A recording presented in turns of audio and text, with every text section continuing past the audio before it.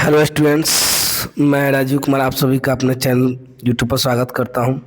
आज मैं आप लोगों का हिंदी का जो गद्य खंड है उसका ऑब्जेक्टिव लेकर आया हूं, जो आप लोग का चैप्टर 1 से चैप्टर 5 तक है और बहुत ही इम्पोर्टेंट ऑब्जेक्टिव है। तो आप लोग इसे अच्छे से ध्यान से देखिए और इसको कॉपी में नोट करने की कोशिश करिए, जिससे आपको जो है 26 में जो एग्ज़ाम होने वाले उसमें आपको दिक्कत ना हो और आप अच्छे से स्कोर कर पाए। तो चलिए ध्यान दीजिएगा। पहला ऑब्जेक्टिव है आप लोग का, बातचीत शीर्षक निबंध के निबंधकार कौन है।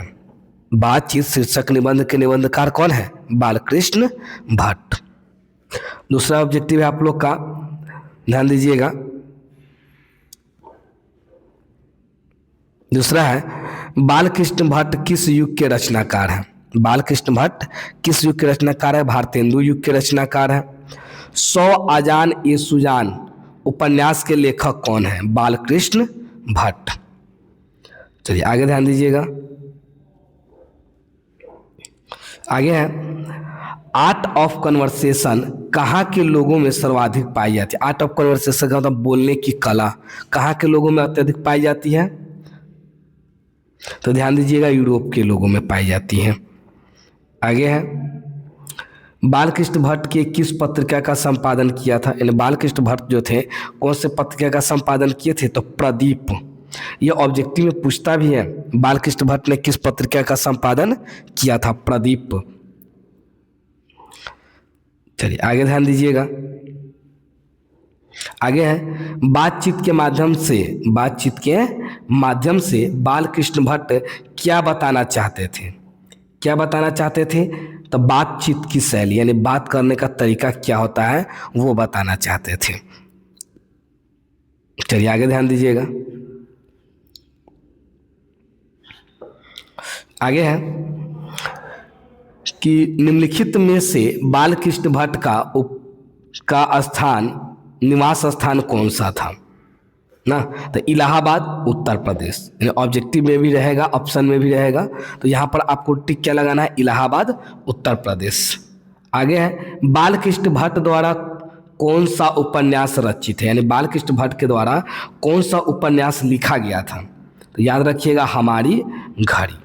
हमारी घड़ी क्या है? बालकृष्ण भट्ट द्वारा एक उपन्यास लिखा गया हुआ है। चलिए आगे है, बालकृष्ण भट्ट के पिताजी कौन थे? यानी बालकृष्ण भट्ट के पिताजी कौन थे? या पूछ सकता है बालकृष्ण भट्ट के पिताजी का क्या नाम था? तो बेनी प्रसाद भट्ट।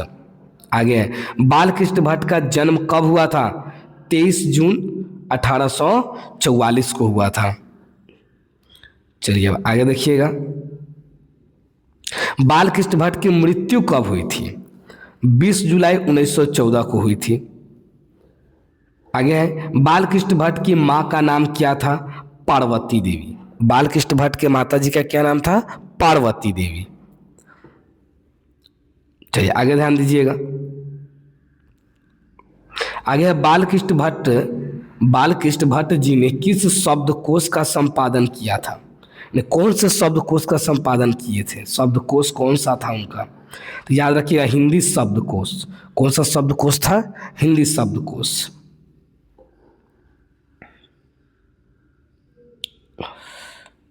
आगे ध्यान दीजिए।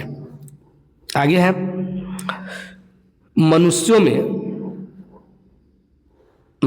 में डॉट डॉट न होती तो हम नहीं जानते कि उस गूंगी सृष्टि का क्या होता। यानी कि मनुष्य में ऐसा क्या होता जो हम लोग नहीं जान पाते और इस गूंगी सृष्टि का क्या हाल होता? तो वाक शक्ति यानी बोलने की कला अगर मनुष्यों में न होती तो पूरा मनुष्य जो होता या पूरी सृष्टि जो होता क्या होता? एक गूंगा प्रतीत होता। चलिए आगे ध्यान दीजिएगा। आगे है,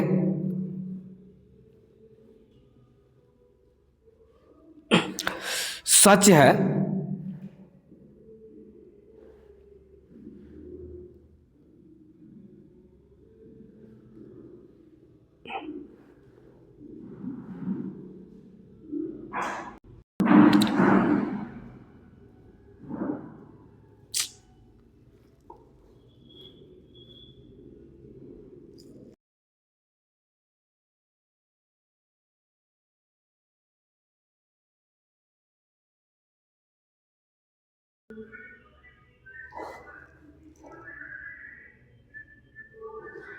आगे है, सच है जब तक मनुष्य बोलता नहीं तब तक उसका गुण दोष प्रकट नहीं होता है। याद रखिएगा, गुण दोष क्या होता है? प्रकट नहीं होता है। कैसी बातचीत राम रमौवल कहलाती है? तो 4 से अधिक लोगों की बातचीत जो होती है ना, राम रमौवल कहलाती है। आगे ध्यान दीजिएगा, हिंदी प्रदीप्त कहता है, हिंदी प्रदीप्त मासिक पत्रिका का संपादन कब हुआ था? 1877 में हुआ था। आगे है,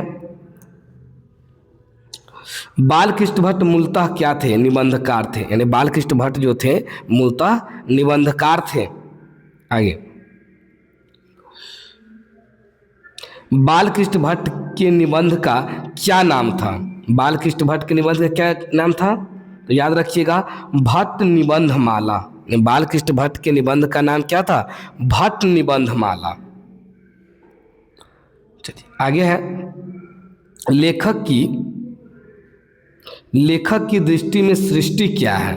लेखक की दृष्टि में सृष्टि कैसी थी? एक गूंगी थी। ठीक है, चलिए अब आगे ध्यान दीजिएगा,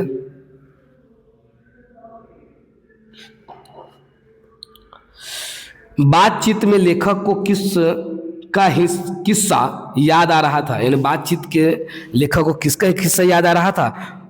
याद रखिएगा, रॉबिन्सन क्रूसो का किस्सा याद आ रहा था। Robinson Crusoe. आगे है, किसने कहा था बोलने से ही मनुष्य के रूप का साक्षात्कार होता है? कौन कहे थे कि जब इंसान जब बोलता है या मनुष्य बोलता है तो उसके रूप का साक्षात्कार किया जा सकता है? तो वो थे वेन जॉनसन। कौन थे?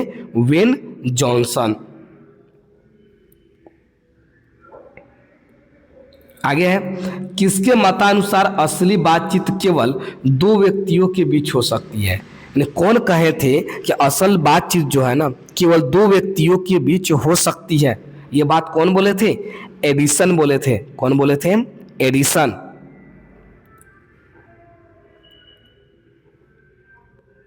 आगे है, दो बुढ़ों की बातचीत का आम विषय क्या होता है? यानी जो बूढ़े लोग अगर एक साथ बैठकर बातचीत कर रहे हो तो ज़्यादातर उनका माध्यम क्या होता है? किसके ऊपर बातचीत ज़्यादा करना चाहते हैं? याद रखिएगा, जमाने की शिकायत। जमाना में क्या चल रहा है नहीं चल रहा है उनके बारे में एक दूसरे से शिकायत बहुत करते हैं लोग। चलिए आगे है, लेखक के अनुसार किन लोगों में बातचीत का हुनर था? लेखक के अनुसार किन लोगों में बातचीत का हुनर ज़्यादा था? यूरोप वासियों में। यानी यूरोप के लोग जो थे ना उनको बातचीत करने का एक अलग ही तरीका होता था, इसलिए उनको आर्ट ऑफ कन्वर्सेशन भी कहा गया था।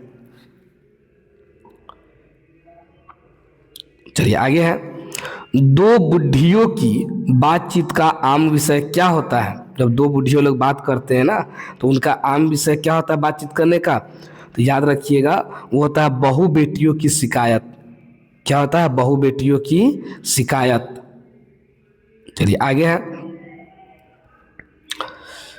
आधुनिक रूस में पंडितों की बातचीत को क्या कहते थे? आधुनिक समय में के समय जो रूस थे वहाँ के जो पंडित की जो बातचीत करने का जो होता है वह है।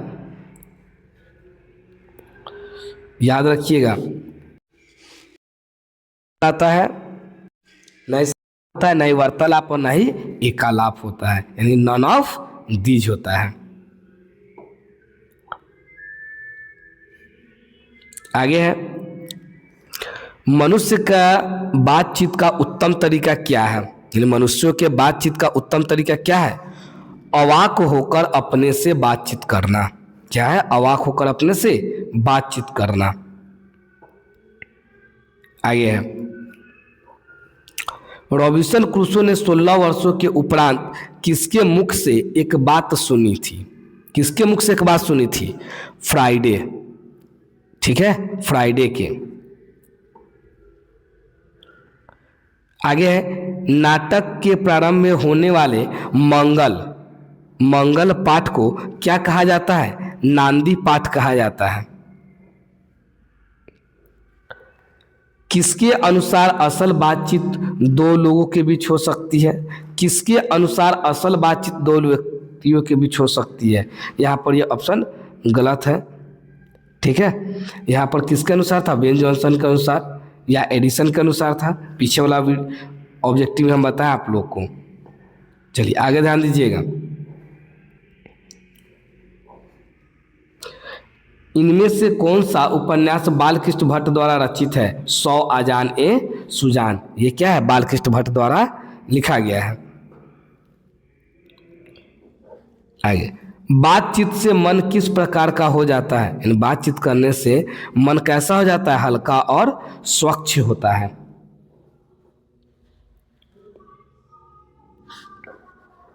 आगे है,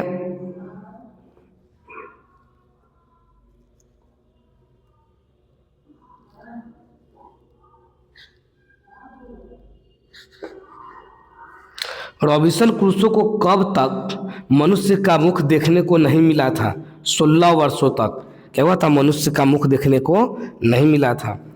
बोलने से मनुष्य के रूप का साक्षात्कार होता है, किसने कहा था? बेन जॉनसन कहा। कौन कहे थे? Ben Jonson. ठीक है, और जो दो व्यक्तियों के असल बातचीत हो सकता है वह क्या होता है? कौन बोले थे? एडिसन कहे थे, जो पीछे वाला में आप लोग को क्रॉस कराया है। चलिए अब आगे है चैप्टर 2। अब आगे चैप्टर 2 है आप लोग का, और ये जो लिखा गया है चंद्र शर्मा गुलेरी के द्वारा लिखा गया है, और उनके कहानी का नाम है उसने कहा था। ठीक है, तो चलिए ध्यान दीजिएगा। उसने कहा था कहानी के लेखक कौन है? तो चंद्र शर्मा गुलेरी है। कौन है? चंद्र शर्मा गुलेरी। चलिए आगे ध्यान दीजिएगा। उसने कहा था कहानी कब लिखी गई थी? यानी ये जो उसने कहा था कहानी लिखा गया था, कब लिखा गया था? तो प्रथम विश्व युद्ध के उपरांत हुआ था। प्रथम विश्व युद्ध के तुरंत बाद लिखा गया था। कब लिखा गया था? प्रथम विश्व युद्ध के तुरंत बाद। आगे है, उसने कहा था कहानी में किस शहर का चित्रण किया गया है? अमृतसर का चित्रण किया गया है। उसने कहा था कहानी में किस शहर का चित्रण है? अमृतसर का। चलिए आगे है, उसने कहा था कब प्रकाशित की गई थी? यानी उसने कहा था कहानी जो है कब प्रकाशित की गई थी? 1915 में की गई थी। कब की गई थी? 1915 में। आगे है, लहना सिंह के गांव का क्या नाम था? लहना सिंह के गांव का नाम क्या था? माझे। लहना सिंह के गांव का क्या नाम था? माझे था।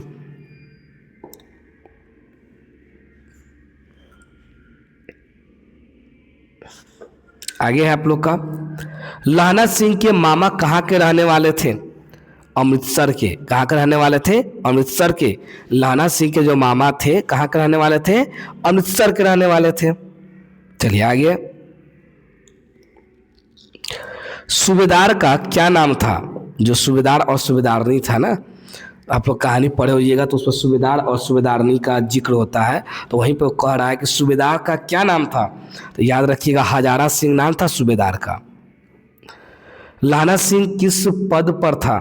कौन से चीज के पद पर था? जमादार के पद पर। लहना सिंह किस पद पर था? जमादार के पद पर था। चलिए आगे ध्यान दीजिएगा। अमृतसर में लहना सिंह के कौन थे? मामा रहते थे। अमृतसर में लहना सिंह के कौन थे? मामा। कौन थे? मामा।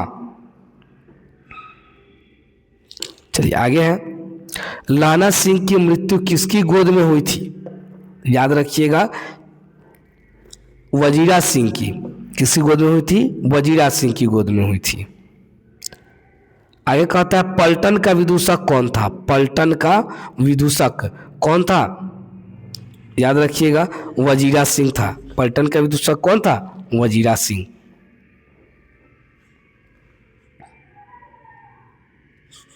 आगे है, लहना सिंह किस कहानी का पात्र है? तो याद रखिएगा उसने कहा था कहानी का पात्र है।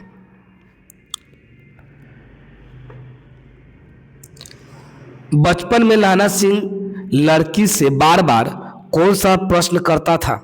तो क्या प्रश्न करता था? तेरी कुर्माई हो गई। कुर्माई का मतलब होता है सगाई। लहना सिंह सूबेदार को वापस बुलाने के लिए किसे भेजता है? लाला सिंह जो थे सूबेदार को वापस बुलाने के लिए किसको भेजता है?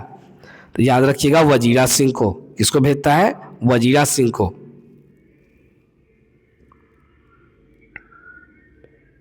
आगे, लाला सिंह का सिर अपनी गोद में लेकर कौन बैठा था? लाला सिंह का सिर अपनी गोद में लेकर कौन बैठा था? वजीरा सिंह। कौन बैठा था? वजीरा सिंह। आगे है,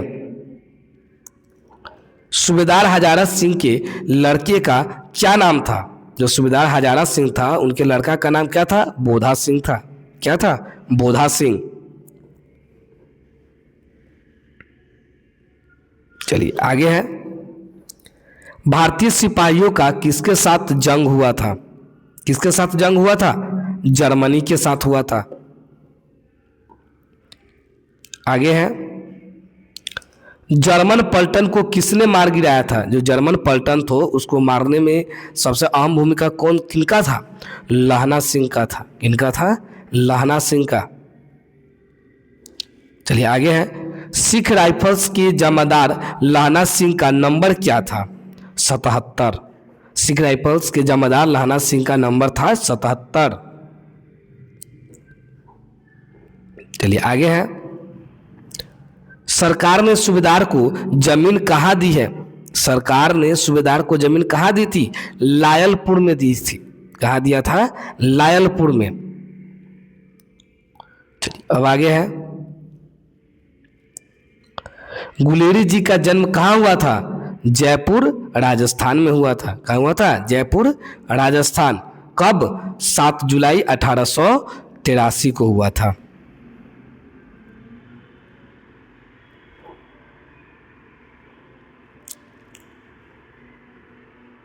जयपुर।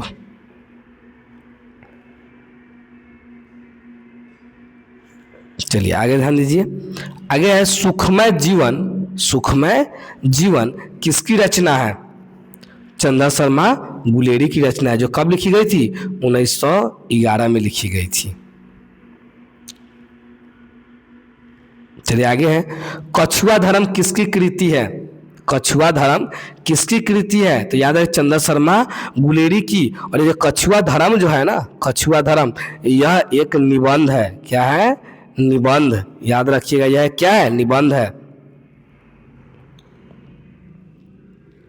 चलिए आगे है, पुरानी हिंदी किसकी रचना है?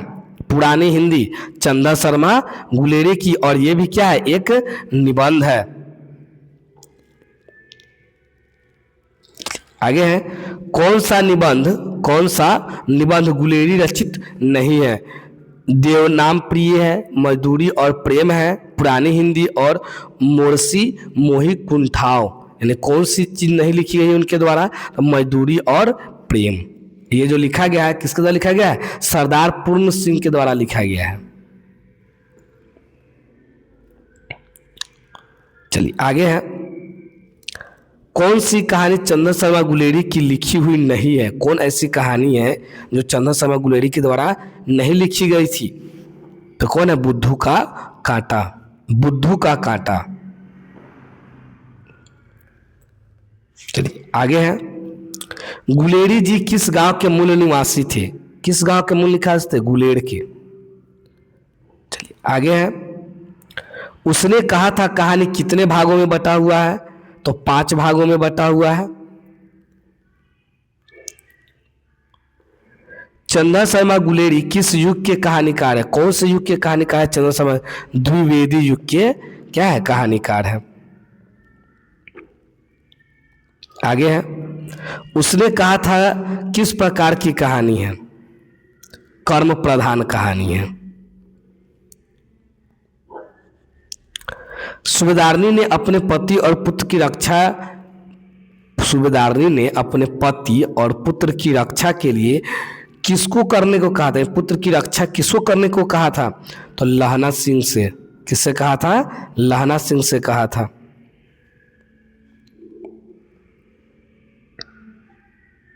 चलिए आगे है, संपूर्ण क्रांति। क्या है? संपूर्ण क्रांति चैप्टर 3। और ये जो लिखा गया है जयप्रकाश नारायण के द्वारा लिखा गया हुआ है। तो ये कहते हैं संपूर्ण क्रांति क्या है, तो एक भाषण है। क्या है? एक भाषण। चलिए अब आगे है संपूर्ण क्रांति पाठ के रचनाकार कौन है? तो जयप्रकाश नारायण। चलिए उसके बाद है जयप्रकाश नारायण को भारत की जनता किस नाम से याद करती है? तो किस नाम से याद करती है? लोकनायक के नाम से याद करती है। चलिए उसके बाद है जयप्रकाश नारायण का जन्म कब हुआ था? जयप्रकाश नारायण का जन्म 11 अक्टूबर 1902 को हुआ था।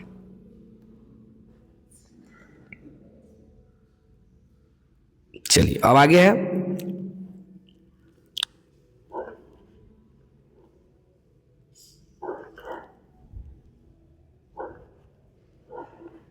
जयप्रकाश नारायण की पत्नी का क्या नाम था? तो याद रखिएगा प्रभावती देवी। क्या नाम था? प्रभावती देवी। क्या नाम था? प्रभावती देवी। चलिए आगे है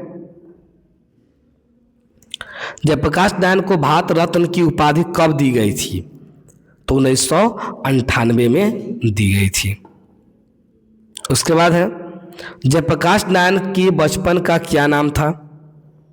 बाउल। क्या नाम था? बाउल। जयप्रकाश नारायण को बचपन में लोग उन्हें बाउल नाम कहकर पुकारते थे। आगे है जयप्रकाश नारायण के अनुसार देश का भविष्य किसके हाथों में है? तो नई पीढ़ी के हाथों में है। संपूर्ण क्रांति की शुरुआत कब हुई थी?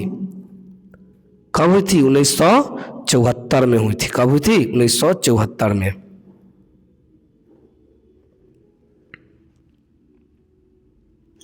चलिए अब आगे है जयप्रकाश नारायण मद्रास में अपने किस मित्र के साथ रुके हुए थे? यानी मद्रास जब गए थे घूमने तो वहां पर अपने कौन से मित्र के यहाँ रुके हुए थे? तो याद रखिएगा ईश्वर अय्यर के यहाँ रुके हुए थे।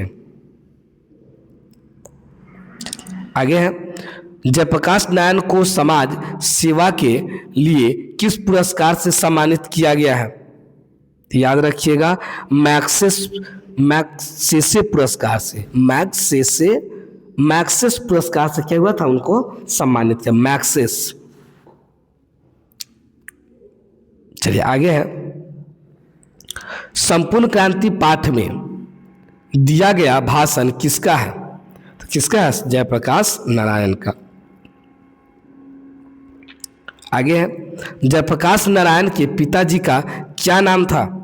तो याद रखिएगा हरस दयाल। जयप्रकाश नारायण के पिताजी का नाम क्या था? हरस दयाल था। चलिए आगे है दिनकर जी किस लिए प्रसिद्ध है? यानी दिनकर जी जो प्रसिद्ध है किस लिए प्रसिद्ध हुए हैं? तो याद रखिएगा साहित्य रचना के लिए। दिनकर जी किसके लिए प्रसिद्ध है? साहित्यिक रचना के लिए प्रसिद्ध है।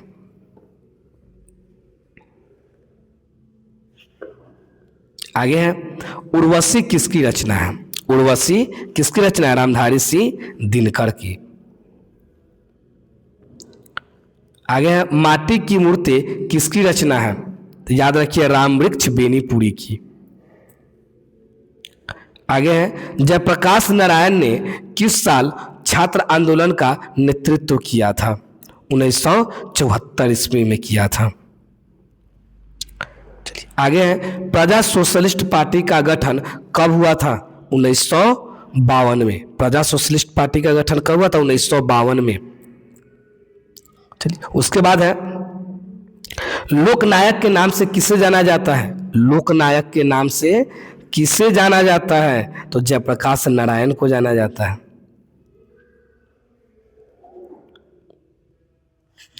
चलिए अब आगे है 1974 में बिहार प्रदेश के मुख्यमंत्री कौन थे? तो अब्दुल गफूर। 1974 में बिहार प्रदेश के मुख्यमंत्री कौन थे? अब्दुल गफूर थे। चलिए आगे है जयप्रकाश नारायण को किसका दलाल कहा जाता है? तो याद रखिएगा अमेरिका का। जयप्रकाश नारायण किसका दलाल कहा जाता है? अमेरिका का। किसका है? अमेरिका। किसका दलाल कहा गया? अमेरिका का।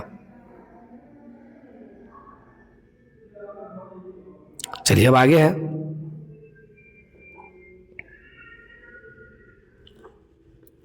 जयप्रकाश नारायण के स्वास्थ्य पर निगरानी रखने वाले डॉक्टर का क्या नाम था?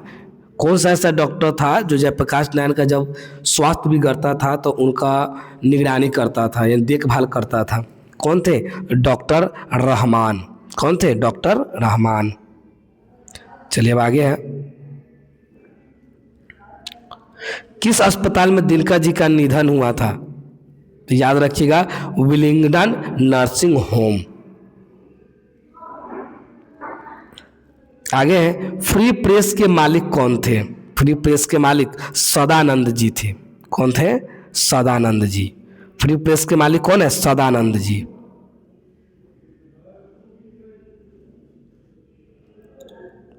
आगे है, उसने कहा था कभी न जाने कितने मीलों इस प्रदेश की जनता को जाना है।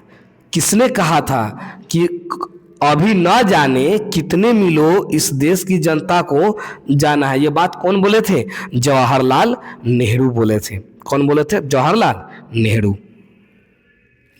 चलिए आगे है, फणीश्वर नाथ रेणु की पुस्तक कौन सी है? तो याद रखिए, मैला आंचल। आगे है, जयप्रकाश नारायण ने आईएससी की परीक्षा कहाँ से पास किए थे? तो याद रखिए, बिहार विद्यापीठ से। जयप्रकाश नारायण आईएससी का जो परीक्षा पास किए थे, कहाँ से? बिहार विद्यापीठ से। चलिए आगे है, जयप्रकाश जी मार्क्सवादी कब बने थे? तो याद रखिए, 1954 में बने थे। आगे है, संपूर्ण क्रांति का नारा किसने दिया था? संपूर्ण क्रांति का नारा किसने दिया था? जयप्रकाश नारायण दिए थे। कौन दिए थे? जयप्रकाश नारायण। चलिए आगे है,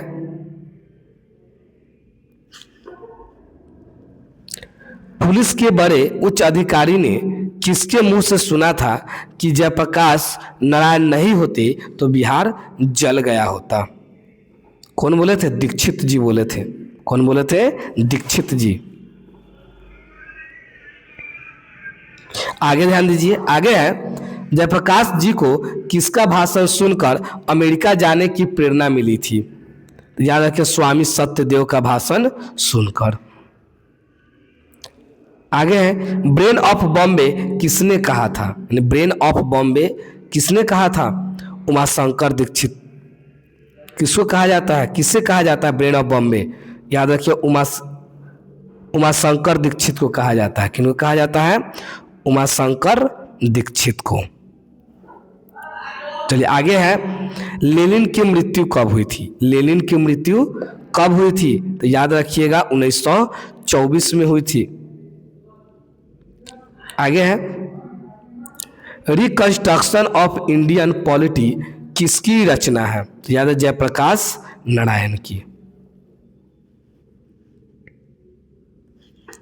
आगे है, प्रजा सोशलिस्ट पार्टी का गठन कब हुआ था? तो याद है, 1952 में।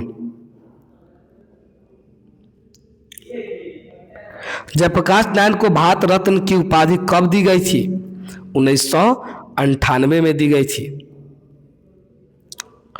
जयप्रकाश नारायण ने संपूर्ण क्रांति वाला ऐतिहासिक भाषण कब और कहाँ दिया था? तो पटना में दिए थे, 5 जून 1974 को। जयप्रकाश नारायण किस मित्रता को ठोस मानते हैं? याद रखिएगा, की मित्रता को।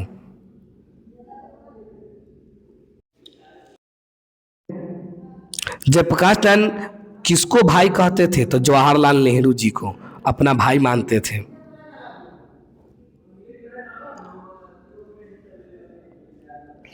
आगे है, अर्धनारीश्वर चैप्टर 4 क्या है? अर्धनारीश्वर जो किसके द्वारा लिखा गया है? रामधारी सिंह दिनकर के द्वारा लिखा गया है।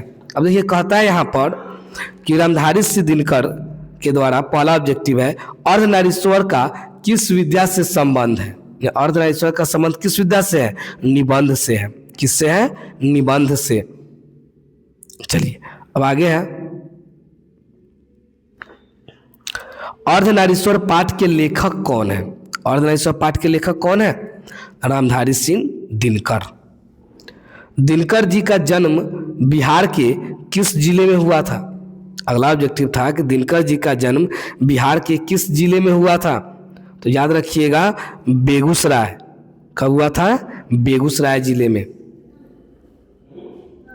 आगे है, अर्धनारीश्वर में किस गुण का समन्वय है? तो याद रखें नारी और पुरुष दोनों का।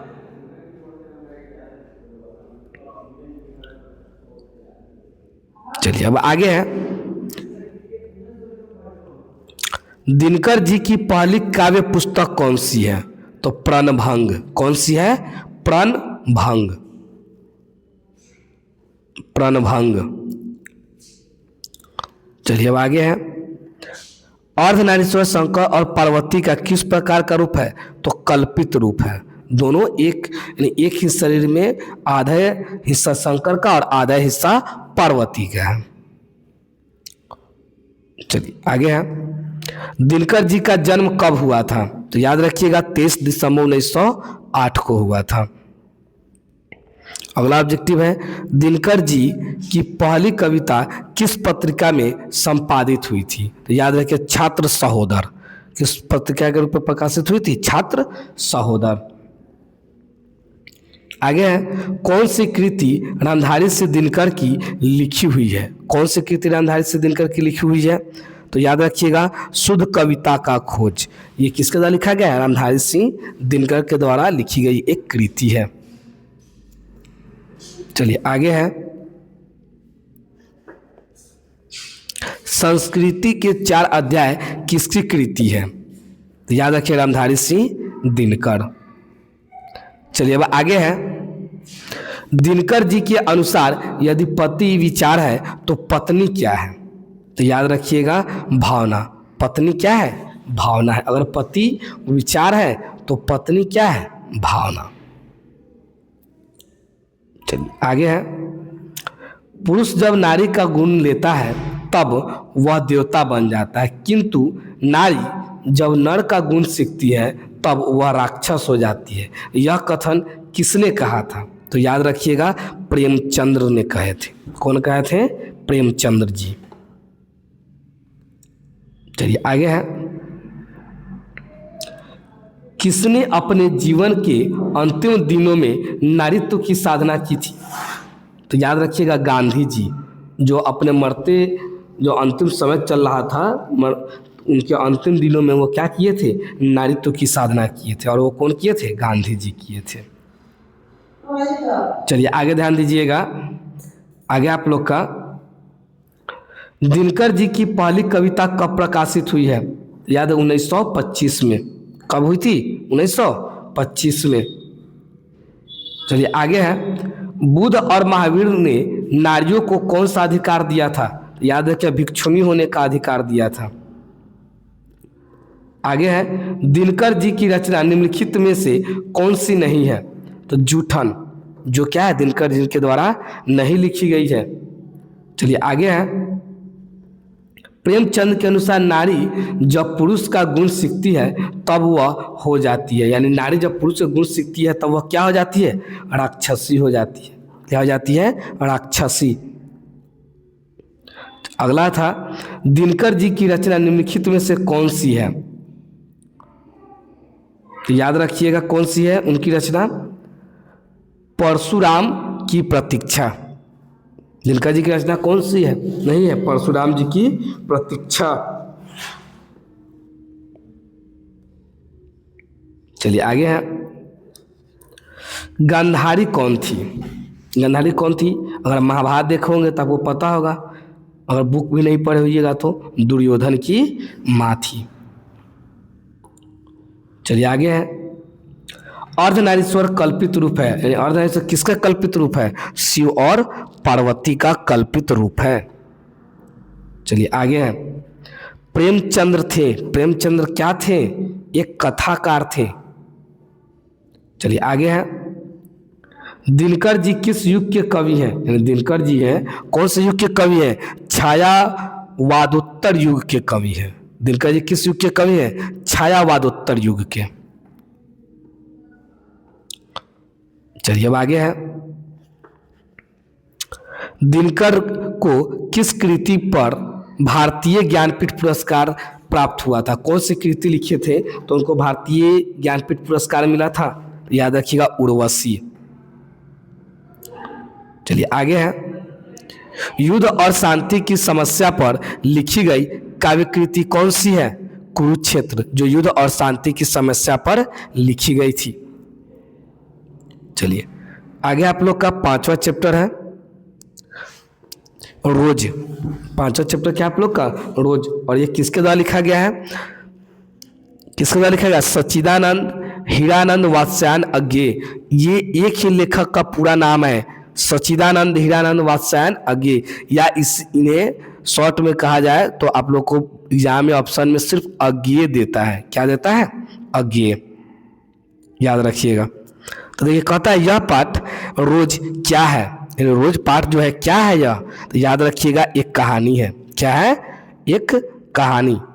ये क्या है? एक कहानी है। क्या है? एक कहानी। चलिए अब आगे है,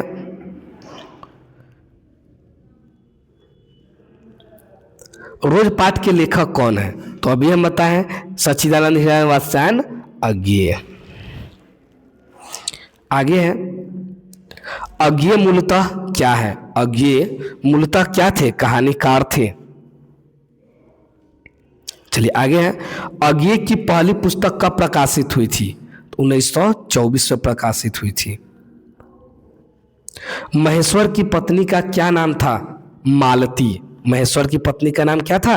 मालती। आगे है, अज्ञेय जी ने इंटर कहां से किया था? मद्रास क्रिश्चियन कॉलेज से किए थे। कहां से किए थे? मद्रास क्रिश्चियन कॉलेज से। चलिए आगे है, रोज कहानी के नायिका कौन है? रोज कहानी के नायिका कौन है? मालती। कौन है? मालती। आगे है, उत्तर प्रियदर्शी नाटक के नाटककार कौन है? अज्ञेय। उत्तर प्रियदर्शी नाटक के नाटककार कौन है? अज्ञेय। चलिए आगे है, कौन सी कृति अज्ञेय की है? तो याद रखिएगा, नदी की द्वीप। ये किसकी कृति है? अज्ञेय की। चलिए आगे है, कौन सी कृति अज्ञेय की नहीं है? तो याद रखिए, पल्लव। यह अज्ञेय की कृति नहीं है। चलिए आगे है, शेखरा एक जीवनी किस विद्या की कृति है? तो उपन्यास। शेखरा एक जीवनी कौन सी विद्या की कृति है? तो उपन्यास है। चलिए आगे है, अज्ञेय की मां का क्या नाम था? अज्ञेय की मां का नाम क्या था? वयंती देवी। अज्ञेय की मां का क्या नाम था? वयंती देवी। चलिए आगे है, रोज कहानी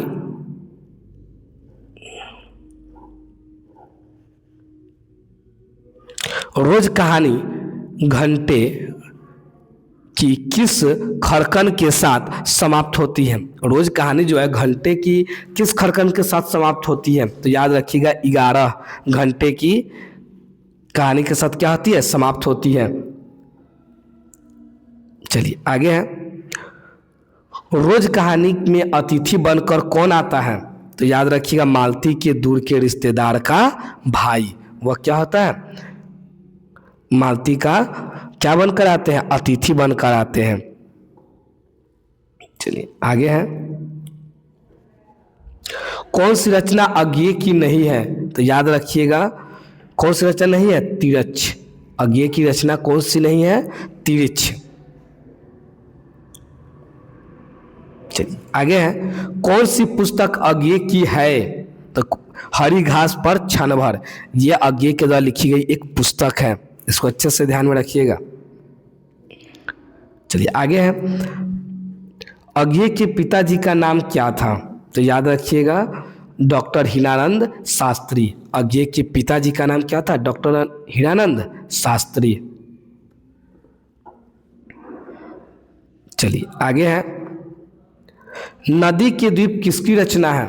याद रखिएगा, अज्ञेय की। फिर आगे है, अज्ञेय को ज्ञानपीठ पुरस्कार किस रचना पर प्राप्त हुआ था? कौन सी रचना पर अज्ञेय को ज्ञानपीठ पुरस्कार प्राप्त हुआ था? तो या आंसर में याद रखें, कितनी नावों में कितनी बार। ये एक क्या था, एक पुरस्कार मिला था, जो एक कृति लिखे थे, कितनी नावों में कितनी बार। चलिए अब आगे है, मालती महेश्वर की संतान का क्या नाम है? मालती और महेश्वर के संतान का क्या नाम था? तो याद रखिए टीटी। क्या नाम था? टीटी। चलिए अब आगे है, महेश्वर कौन सा फल लाया था? महेश्वर कौन सा फल लाया था? आम का फल लाया था। आगे है, मालती का पति क्या था? एक डॉक्टर था। मालती का पति क्या था? एक डॉक्टर। आगे है, लेखक कितने वर्षों बाद मालती से मिलने गया था? याद रखिए 4 वर्षों बाद, 4 साल बाद गए थे मालती से मिलने के लिए। चलिए आगे है, मालती के पति किस बीमारी का ऑपरेशन करके आया था? तो याद रखिए गैंग्रीन। मालती का पति जो डॉक्टर था, किस चीज़ का डॉक्टर था? गैंग्रीन का। और वो एक इंसान का गैंग्रीन का ऑपरेशन करके आया हुआ था। चलिए उसके बाद आगे है, अज्ञेय जी ने कितनी वर्ष की उम्र में कविता लिखना शुरू किया था? तो याद रखिएगा 10 वर्ष की उम्र में। आगे है, तार सप्तक का संपादक कौन है? तार सप्तक का संपादक कौन है? तो याद रखिएगा अज्ञेय। आगे है, अज्ञेय का जन्म कब हुआ था? 7 मार्च 1911 को हुआ था। इनमें अज्ञेय का नाटक कौन है? तो याद रखिएगा उत्तर प्रियदर्शी। ये अज्ञेय का नाटक है। चलिए आगे है, अज्ञेय जी की पहली कहानी, अज्ञेय जी की पहली कहानी किस पत्रिका में प्रकाशित हुई है? यानी कौन सी पत्रिका में प्रकाशित हुई थी? पत्रिका सेवा में प्रकाशित हुई थी। अज्ञेय जी की पहली कहानी किस पत्रिका में प्रकाशित हुई थी? पत्रिका सेवा। चलिए आगे है, अज्ञेय जी ने घर में किस हस्तलिखित पत्रिका का संपादन किया था? तो याद रखिएगा आनंद बंधु। किस पत्रिका का संपादन किया था? आनंद बंधु, जो हाथ से लिखा गया था। आगे है, लेखक ने किसे गाते हुए महसूस किया है? याद रखिएगा वृक्ष को गाते हुए महसूस किए हैं लेखक। आगे है, मालती का जीवन किस प्रकार बहा जा रहा था? याद है नियत गति से बहा जा रहा था। चलिए आप लोग का यहाँ तक जो चैप्टर था आप लोग का, ठीक है, 1 से लेकर 5 तक का जो आप लोग का चैप्टर है, बातचीत और एक रोज, ये दोनों चैप्टर, ये 1 से 5 चैप्टर तक का टोटल ऑब्जेक्टिव था। आप लोग इसे अच्छे से कवर कर लीजिए और अगला चैप्टर का ऑब्जेक्टिव आपको अगले वीडियो में देखने को मिलेगा। तब तक के लिए धन्यवाद।